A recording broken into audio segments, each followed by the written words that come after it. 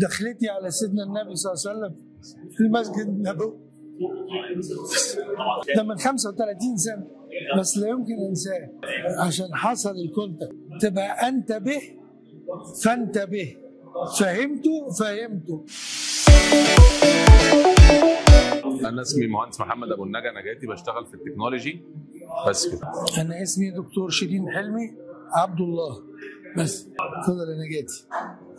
ناخد واحد بامبا بقى عشان أكتر تجربة عديت بيها وحسيتك بقيمة الحاجة اللي عندك لما الدنيا وقفت خالص والدكتور قال لي اقعد 90 يوم ما تعملش حاجة.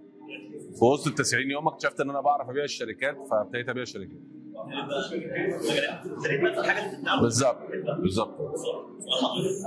كلمة أو موقف فرحك جدا وغيرك مش هتنساه. يعني حد أمر الكلمة أو موقف حصل؟ دخلتي على سيدنا النبي صلى الله عليه وسلم في المسجد النبوي طبعا أمر وإحساس. ده من 35 سنة، بس لا يمكن انساه. ليه؟ عشان حصل الكونتاكت. لما تحصل الكونتاكت يدور الموتور، اما يدور الموتور تبقى انت به فانت به، فهمته بس كده. هنكسب ايه؟ فين الفلوس؟ تاني سؤال بقى عندنا عن الذكريات. الذكريات. خد ذكريات. هات ذكريات.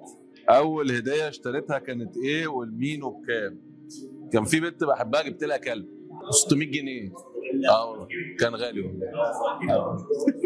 اقل درجه جبتها في المدرسه كنت في اولى ثانوي، وجبت في الجغرافيا 2.5 من 10، بس الحمد لله كان النجاح من ربع الدرجه فعديت. احكي لنا عن مصيبه عملتها. الكلب كان المفروض انه ما بيكبرش، فبعد 5 سنين قابلت البنت معاها حمار كبير كده طلع الكلب. احكي لنا على يومك بس بالصعيدي، خلينا بالصعيدي يا ولدي. واحد بلدياتنا لقى ابنه بيندغ زلطه، قال له جرى لك ايه يا هريدي؟ سبته للحريم يا ولد. بس كده ده بالصعيدي. يلا سلام عليكم. صباح الفل.